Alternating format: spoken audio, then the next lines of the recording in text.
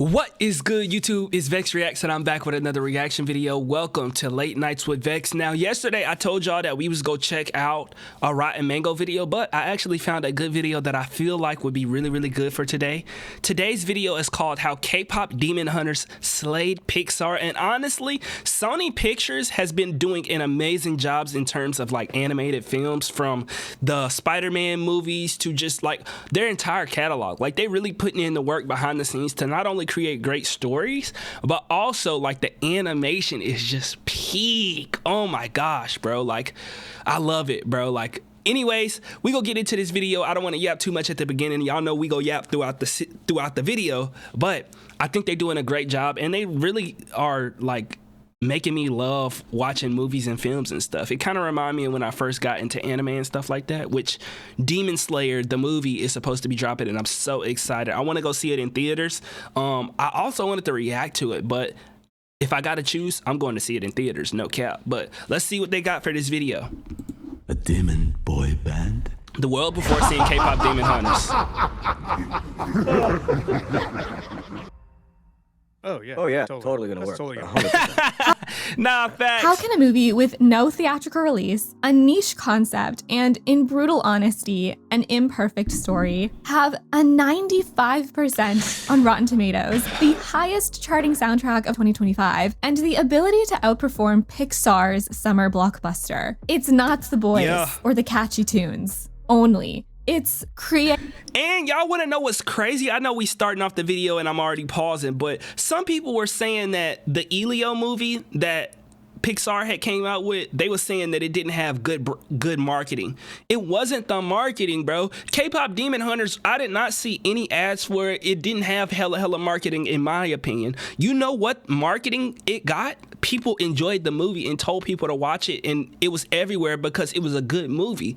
That's how it's supposed. That's called organic marketing. A lot of companies don't believe in that though, but that's neither here nor there. Creativity. I have not felt this excited about an animated movie in so long, and it's because K-Pop Demon Hunters is a work of love. Meanwhile, Elio, Pixar's latest release, is another story about a misfit finding his place among aliens. And it's not that Pixar and Disney employees aren't creative. I can almost guarantee that the most talented people work at these studios. In fact, the original director for Elio based this character on his unique childhood. It's just that Pixar increasingly makes movies that are safe for fear of losing money instead of just telling a good story. And this plan isn't even working because they're still losing money. And then they blame us because we, quote, don't show up for original ideas. But you can't say that when a movie like K-Pop Demon Hunters gained a massive fandom overnight, and both movies had limited marketing. An original idea doesn't always mean it's good, especially when you take out the original passion from it, because Elio was changed significantly during production. K-Pop Demon Hunters' success is what can happen when you just let musicians and artists and writers be weird, and you push storytelling over money making. Even though this story, it's not perfect, and I will be spoiling it, so this is your warning now. It's creative, and I've missed this in movies, so I have to celebrate why it's so refreshing and what Pixar can learn from it. Like starting your movie off with girls jumping out of a plane, slaying a demon, and opening a sold-out concert. Bro, I seen a TikTok where, like, in the movie, by the way, if you don't know, over on Patreon, shameless plug, we did have our reaction to this because it ended up getting blocked on YouTube. I tried to edit my reactions to specific songs, and I edited like 5, 6 times, 7 times, and every single time it got blocked. I tried to blur it. I tried to, like, it was just like, oh my gosh, it was a headache. But the reason it got blocked is because I reacted to it in this format, like out of like in the green screen format where I'm at the bottom left. But that's neither here nor there. I seen a video on TikTok of somebody showing, like, in this scene right here, they say we'll be there in 3 minutes, talking about the concert, and literally the whole song, and they literally got to the concert within 3 minutes. Like, that's so fire. Trix, which is a K-pop group that secretly hunts demons, has really great female characters. And it's not because they're fighters, but it's because they're multifaceted. Mira, Zoe, and Rumi are fashionable pop stars and vicious warriors, and they stuff their faces with food. They feel human. And this is just proof that you are allowed to write fun, quote, strong female characters. They can have crazy boy crushes and it doesn't make them weak. This isn't as big of a problem for Pixar as it is for Disney, who tends to avoid love interests these days, especially for their tougher girls. To me, all these girls are very relatable, which is ironic because I don't sing K-pop and I don't hunt demons, but I do connect with their emotional stories. And when I think of Pixar, they used to be the king of taking unrelatable characters and making you care about them. And now it's like they try to make characters so relatable that they become kind of boring. And the samey animation style doesn't help.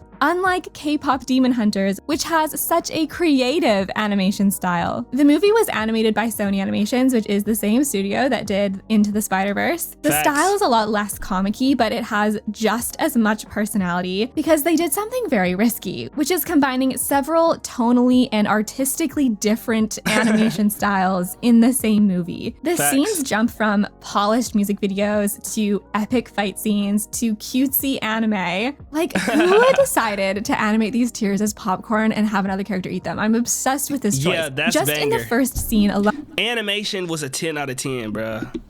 W's in the chizzy chat. You have glamour shots in the middle of a battle, and just a few seconds ago, a chibi gremlin. This is actually really difficult to pull off so seamlessly, and they do it so well. And I think this is such a good example of pushing the boundaries of animation, especially in 3D. And so much of the animation leans into these quirky visual gags and melodrama. Like, I think you can really see this with the Saja Boys, who are the competing demon boy band to Huntrix. Like, my favorite gag was that they actually produced physical hearts that knock people out because they're just so attractive. And I don't know if they used motion capture or what with the characters, but they replicated real stage movements so perfectly. Turning Bro, it really felt like when they was performing, like you was watching a K-pop dance performance, bro. Like, it was nice. It was nice. Like, oh my gosh, like 10 out of 10 movie. Ed has a similar boy band craze, but there is a lot more cringe to it. And I know that's the point because this movie is about becoming a preteen, and that is a very awkward time. And with K-pop Demon Hunters, I won't lie, some of the scenes are like a little bit cringy, but I smiled way more because it's just so overdramatic that you cannot help but laugh. And I think that self-awareness is what makes the movie so humorous. I think best of all about this animation is that it's different from Pixar and Disney. And it's not that I don't like their animation. In fact, I think they have made incredible feats in the animation space. It's just refreshing to see something new, especially in 3D, and especially for character designs that continually have same face syndrome. The characters of K-pop Demon Hunters have beautifully designed characters that distinctly match their personality. Mira, for example, is the harsh one, so she has very sharp, angular lines, and Zoe is very bubbly, so her design is more rounded. And just look at the detail of these girls. They have Euphoria level makeup on, they have so many accessories, and they all have nail art on. I think what I'm sorry that I had to pause it right here. I think what she's saying is it feels like every character and every part of the movie feels authentic. It feels like it was cared about. It feels like it was nurtured. Like, it feels like true art, from the storyline to like the K-pop like imagery, the Korean, culture, to like it's literally like so seamless in the fact that like everything feel careful, everything feel curated. Whereas like when you watch a Pixar movie, it feel like they're using the same animation style, which I know they're trying to go for like a nostalgic type of like memorable look, but it's like, bro, where's the fun? Where's the creativity? Where's the enjoyment? Like, just have fun and create. It's like they trying to corporatize something that should be entertainment. And it's like, we've been talking about this topic a little bit in the last couple of videos, especially yesterday's video, of this like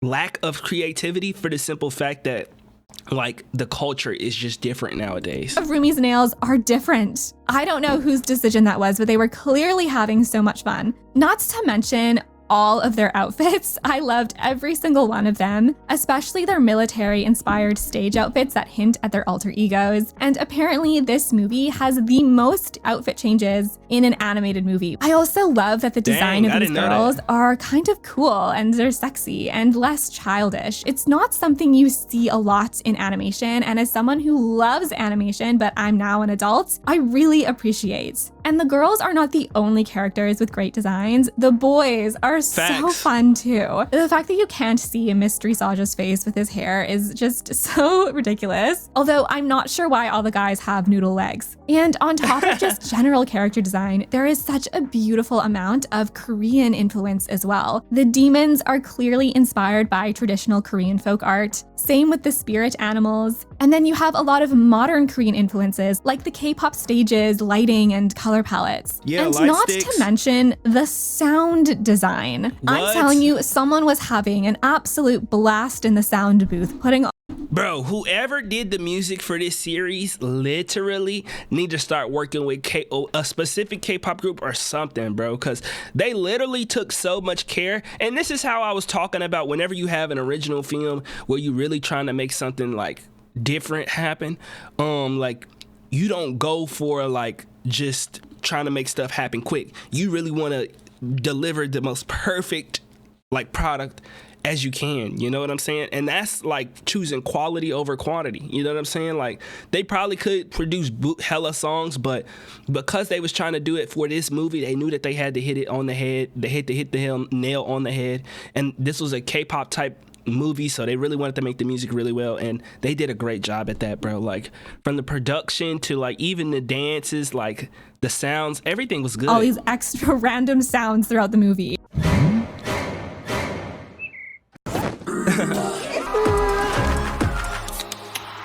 Let's go kill these guys.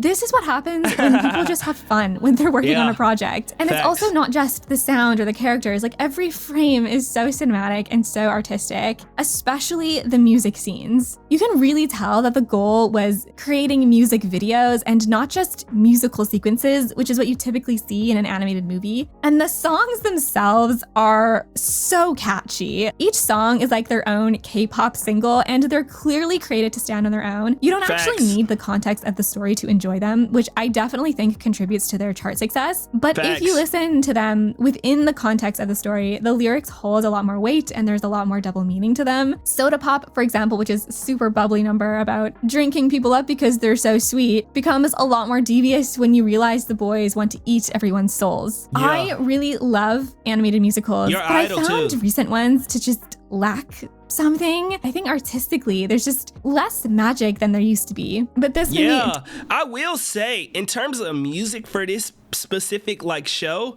bro, like they really did a great job at allowing these songs to stand on their own, but while also being able to be like understood within the context of the movie.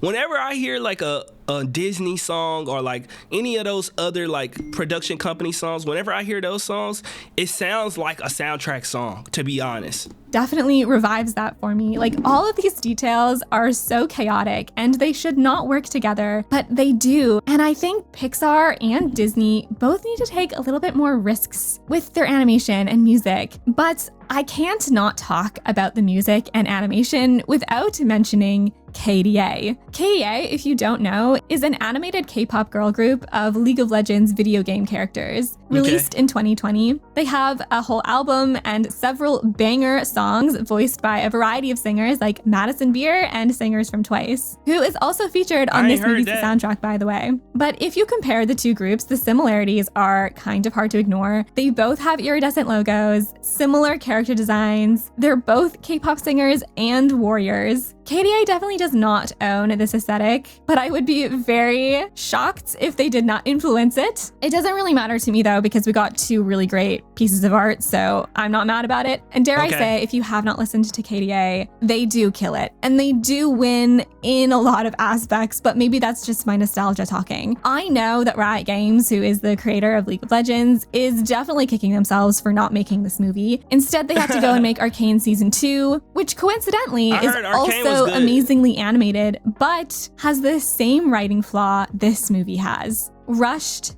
pacing. Despite how creative the design, animation, and music are, To be completely honest, I heard that the movie was actually around 3 hours, but Netflix ended up cutting it down because they wasn't sure it would actually perform that well. You know what I'm saying? Which is another reason that mainstream media is not the best. You know what I'm saying? Honestly, in my opinion, I think they might not have been it might not have been as big if they dropped it on YouTube as like an original movie, but putting it on Netflix do give it a little bit more of a mainstream appeal. And if they want you to cut the movie down and you have to cut the movie down, then that's something that you got to work around. But in my opinion, if they did have a 3-hour version and they cut it down and they dropped this, they should drop an exclusive DVD or some type of, hear me out, let me know in the comment section below if you think this is a good idea. They should do an exclusive DVD or some type of way that people could get the full 3-hour movie. Not only will they make more money, but then they could see the full movie in context. That's if they actually had a 3-hour version. But honestly, I think it would be really, really fire because they already see that it's successful. Even if they had like extra songs, they could literally like do a double whammy and really give us more. But we also got to think about if they're going to have a second version, because some people were speculating that they could have a second version. If they are going to have a second version and that would take away from the second version, then what would you expect them to do? Would you want that extra version that's a lot longer? Or would you want them to keep the condensed shorter version and then drop a second version? Or can they do both? I don't know. Y'all let me know y'all's opinions down below. I think that would be a good idea, and I would actually watch and listen to the 3-hour version. I'm not gonna lie. the movie is not perfect. And I think most of this is due to the short runtime, which is likely only 90 minutes because of budget reasons. And I do think if they had their way, they could have fixed a lot of these issues with just more time and resources. But at least they combat these issues with a very simplistic story. There is and the crazy thing is, low key, they could make another and I don't want them to like run this movie down into the dirt, but they could do a spin-off version where they go back into the past and give us a little bit of that. They could even go back to Genu whenever, like years and years ago, and do like a drama type of episode. I don't know. I just feel like they could go deeper. A wholesome little romance and a journey of self-discovery. I think sometimes Pixar and also Disney, they try too hard to subvert formulaic approaches. And sometimes they muddle the story, even when they have longer runtimes. I think sometimes simplistic and formulaic can actually be a better story. And even though this story, it's not perfect, it does have a lot more fun than it has flaws. For example, the twist that Rumi, who is the lead singer of Huntrix, is secretly part demon, was shocking. I did not expect that. Celine, Rumi's foster mom and also an ex-hunter, always taught Rumi to conceal her patterns, and because of hiding, she loses her voice. This is a pretty cliche premise. To find herself, she has to find her voice, raise her voice, if you will. But I do really like that Rumi can't achieve her full potential because she doesn't accept her full self. And this is also a theme that affects the rest of the group. And does Rumi even have a voice if she listens to everyone else's but her own? The power of voice is a really important theme because Huntrix's songs of hope bring people together. And to give Pixar some credit, they did get this right with Coco. The connection Huntrix ignites through song builds a shield or Hanmoon against the demon world. So back at KDA's headquarters, Rumi launches their new single Golden, because if they can produce the golden Hanmoon, they will protect the earth forever, and Rumi hopes remove her patterns. And this is a very simplistic goal. It's very wholesome. I love it. But just as voices bring us together, voices can also tear us apart. Like Gima, the demon lord, who lives off human souls and therefore their fans. Gima is such a simple villain. He's literally like a ball of fire, but I love him. It's just nice to have a personified villain again. And I think he's a really fun one because while Huntrix is the voice of hope, Gima is the voice of shame. He is the demon voice inside your head, and that is how he enslaves humans. The actual voice actor of Gima was so fantastic. He has such a great voice, which is so perfect for the whole purpose of his character. That's funny. I thought for a moment you actually believed you could be free. And coincidentally, he's also the demon from Squid Game. I only wish we explored this I just realized that. Like, I remember somebody told me that, but I literally forgot until just now when she said that. That's crazy. concept of internal voices and shame with more characters like Mira and Zoe. Mira is insecure about her sense of belonging. As a problem child, she was disowned by her parents and fears losing her found family. And Zoe grew up in America, so she might have some identity issues, which is, I think, hinted at given her strong people-pleasing tendencies. And I would have loved to know how these fears affected the group. We see it a little bit, but not as much or as in depth as I would have liked. So maybe this is something we can explore in future installments. But Gima has a big problem because the demons can't get him the souls he needs to live because the hunters keep killing them off. So selfish demon boy Jinu, who is now everyone's favorite Korean thirst trap, suggests attacking the hunters by stealing their fans, which is their true source of power. And they're gonna do this by way of a competing boy band. I'm sorry, but if this is not the greatest conflict setup in modern history, I don't know what is. And I truly mean that. This is such a genius concept. I know this sounds so silly, like this demon boy band fighting against this K-pop girl group. Like, what is this idea? But fans, especially K-pop fans, are some of the most loyal and ravenous forces on Earth. They could absolutely defeat or power evil given the opportunity. And there is so much drama that happens within fandoms around celebrity allegiance and which group is better. And pop stars literally are nothing without their fans. And this relationship is amplified so much with Huntrix because they need their fans to shield the world from evil, not just sell music. This conflict and this premise hooks me in. I don't even remember what the conflict was in The Good Dinosaur, which is probably why I don't remember most of the movie. The Saja Boys consist of Jinu and 4 demons as K-pop stereotypes: Mystery Saja, Romance Saja, Abby Saja, and Baby Saja. And the only thing that 4town has on them is that they have Jordan Fisher. But I'm singing as I cry.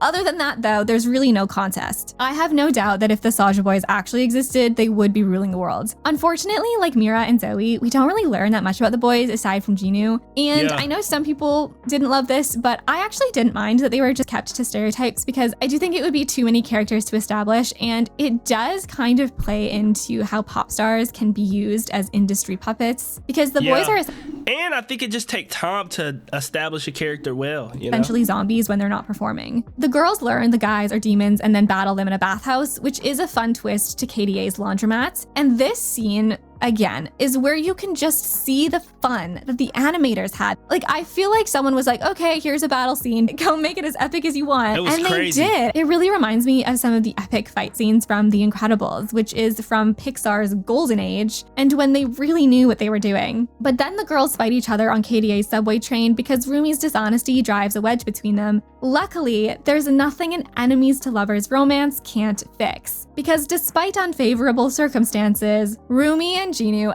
essentially start dating in secret. Now, I welcomed this cute romance because we don't get you many ain't about people. to slip that in there, nah. Clock it. They did not start dating. You literally, you falling for him just like I'm falling for him. They was talking. That's what they was talking to see what's really was up. That's what they was doing. You talk about something they start dating in secret. They got your ass. Days. However, I do wish we had some more time to develop it. Rumi supposedly gives Jinu hope and a soul, and I just don't know when or why this happens. And Jinu, okay, the thing with him is that he is a demon, and I just... Wait, she said that she gave Jinu hope in a soul, but she don't know when or why it happened. The reason and why it happened is because she knew that she was a demon the whole time. And she felt like if she still had a soul and he saw that she had a soul, then why couldn't he have one? That's the whole, did I miss something? Let me know. That's what I got from it. The reason that she was really telling him to keep hope is because she was trying to keep her hope alive. If he a demon and he know that it's no hope for demons and I'm a demon, then that completely contradict what I'm trying to do in my life. So I'm trying to keep my hope, and by way of keeping my hope, I'm trying to put hope into him so that I could, if he could believe in it and he been a demon, then I could believe in it and my dream could come true. Happens. And Jinu, okay, the thing with him is that he is a demon, and I just think he's too nice to Rumi, especially in the beginning. I know that Jinu technically isn't really evil. I mean, he made this bird's hat for goodness sake, even though it was originally for the tiger. Jinu is really just a slave that wants to be free, but he is still a demon, and I do wish he had a more extreme arc around his past selfishness of betraying his family. It's just hard to see how Rumi helps him when they start out so flirty. The one selfish thing he does do is lie about his past, and Gima holds this shame over him, which leads him to betray Rumi. And then on Rumi's side of this relationship, Jinu heals her voice because she can finally be honest with him, and I also think this needed some more lead up too. It's pretty sudden, but at least we get a romance, and I will take what I can get because Elemental really didn't do it for me. Unfortunately for Rumi though, her true Evelyn self is revealed before she can build the golden shield, and I really loved this scene. Takedown, which is Huntrix's diss track about demons, becomes about Rumi, which is essentially her worst fear because it's highlighting the part of her that she's ashamed of and has always hidden. But I just love the way she looks. The hair is so cool, the glowing patterns, the nails. She really does look scared and demonic. Pixar used to do these types of emotional moments so well, and I really miss them. When Mira and Zoe disown her for lying, the Saja boys are then free to steal everyone's souls in a massive concert. And this sequence and song was so powerful, I could probably talk about it for hours. In fact, I did have a whole section going through every single music video sequence, and I'll probably still make that video, so subscribe for that because it'll probably be the next one I make. What I will say though is that Your Idol, the song they sing here, I love how it shows the toxic relationship between Pop. Y'all know something that I'm about to do and I want to do? I've been saying I'm gonna do it for a while, but I'm really about to lock the hell in. Y'all see I've been working. I've been locked in lately, but something that I'm about to do is I want to do a song cover. I think I'm gonna do Free because that was my favorite song. I know some people like do Your Idol, this, that. I think Free is the perfect choice. Vocally, it's not too difficult in my opinion, but it's also a song that's very, very emotional and I like it. I think I'm gonna do both the boy and the girl parts, but I'm excited. Just a little teaser for those of y'all who watch the late night videos. Star and fan, because the idols are fake to their fans, and the fans are parasocial with the idols. They assume the boy band is flawless when they are literally demons. And fans can be kind of cult-like, and pop stars can wield a lot of power. There is so much here to this relationship and this storytelling that can really be explored in future installments. And I think that this movie is a really good example of when a sequel is actually needed and can be beneficial. I don't think I can say the same for Lightyear or Finding Dory. And do we really need Toy Story 5? Rumi eventually appears to save the day, and I think this is probably the biggest problem I have with the movie, which is that her growth is just too sudden here. She hits rock bottom after Huntrix breakup and Jinu sabotages her. So she confronts where her shame started, which is Celine. And Celine is a really interesting character because she's a more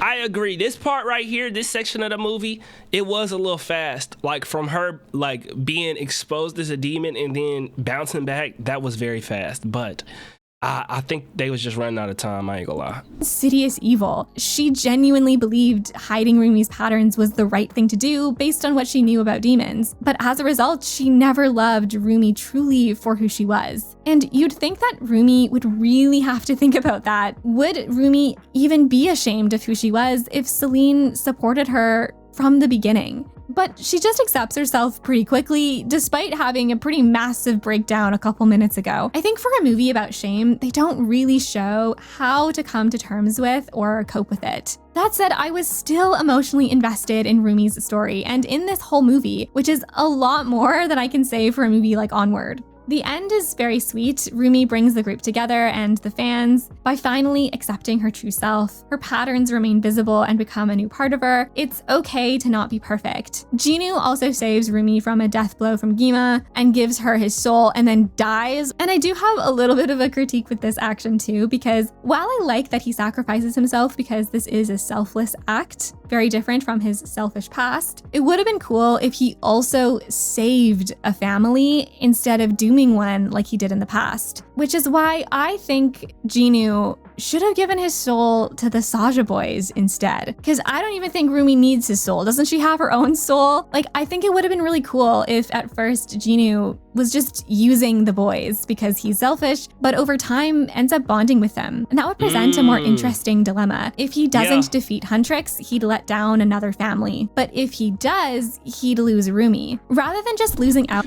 The only thing is the movie would have had to been a little bit different. Like they would have had to show us that he started caring about, you know, the Saja boys, and maybe they probably would have had to give us a little bit more info on the Saja boys as well. But like, I don't know, like I see where you're headed. I see where you're going, but it's like if he would have gave his soul to the Saja boys in order to save another family, we would also had to understand that he's seen them as family. And throughout the series, I didn't see that. I thought they was all just being selfish because they was demons.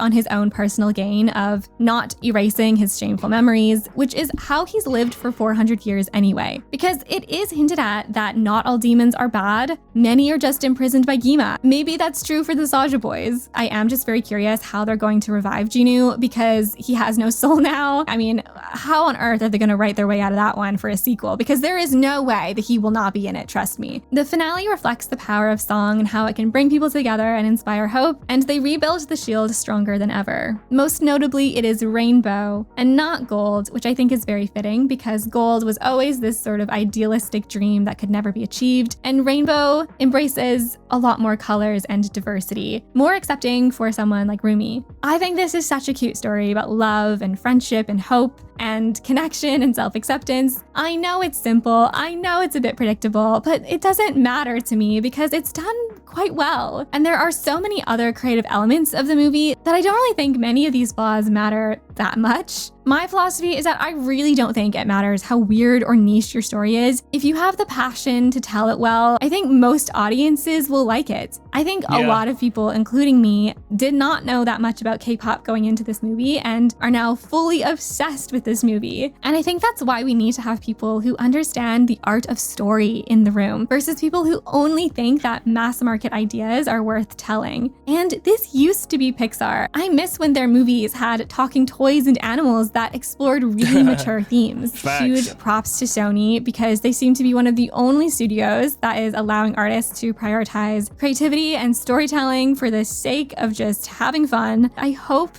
we get more movies like this. Even with all of the story gaps, I do think it deserves success. What was your favorite part of K-pop Demon Hunters? Make sure you stream Huntrix and the Saja Boys and also KDA. I might make a follow-up one if you want it, so stay tuned for that. Have a lovely night and a beautiful day, and thank you so much for watching. No problem. This was a good video. If y'all want to check her out, feel free to check her out at Art at Midnight. This was a banger. This was a banger. We definitely go check out more videos similar to this one in the future. I'd die for the cartoon fashion of the 2000s. Ooh, that seemed like a good one. Y'all said, some of y'all said that y'all enjoyed these videos. Like I say, these specific videos, I don't care about the views.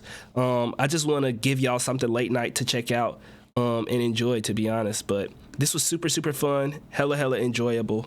And yeah, I'll catch y'all tomorrow on Late Nights with Vex. This was cool.